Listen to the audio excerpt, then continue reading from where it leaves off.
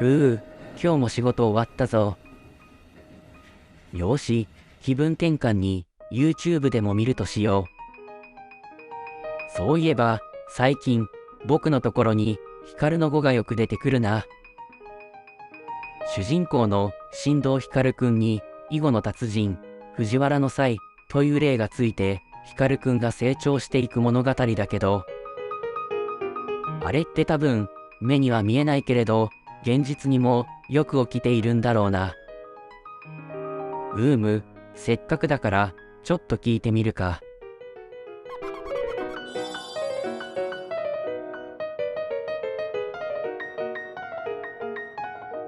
いかがなさいましたか？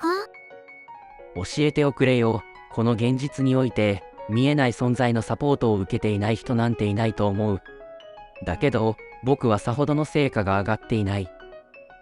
対して、野球の大谷選手や、将棋の藤井棋士、アメリカのイーロン・マスクのように、成果が全く違うのはなぜなんだい？理由は2つあります。1つ目の理由は、自我の薄さです。あのクラスの方々は、すでに、エゴがかなり薄くなっています。それはすなわち、世間的に言う、悟りの境地に近い位置にいるということです。この世の仮想現実から、存在が飛び出しているため、常識の領域を超えているのです。そしてそれは、裏を返すと、神様の使命で生きているとも言えます。心の底から、私が、俺が、という、我欲意識が薄いはずです。二つ目の理由は、運命は、初めから決まっている、ということです。この世の映画監督、制作総指揮者、それらは神様です。なので、神様がすべてのキャスティングをしています。目覚めれば、自然と気づくでしょう。人それぞれには、生まれる前からキャスティングがあるのです。その役割を超えて、何かをすることは、できるようでいて、できません。要は、その事実に気づけるかどうかが、目覚めの鍵なのです。すべての思考を止めて、ありのままに干渉するとき、日々起こっている奇跡に気づくでしょう。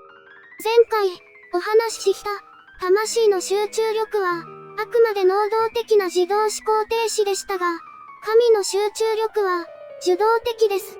すなわち、あなたの意図するしないに関わらず、思考や心が澄み切っている状態です。この状態にできれば、今、ご説明したことが、頭ではなく、腑に落ちて理解できるでしょう。すべては、神様の意図である、ということが。なるほど。神の一手ならぬ、神の集中力か。そして、この状態は、自我がいくらあがいても、変えられるようで、変えられない。神様の意図を組んで、いかに楽に演じるかが鍵なのね。確かに、キリスト教やイスラム教、仏教、他の宗教の多くが、自我を捨てて神様に委ねろ、的なこと言ってるけど、そういうことなんだね。まあ、分かったところで、できないんだけど、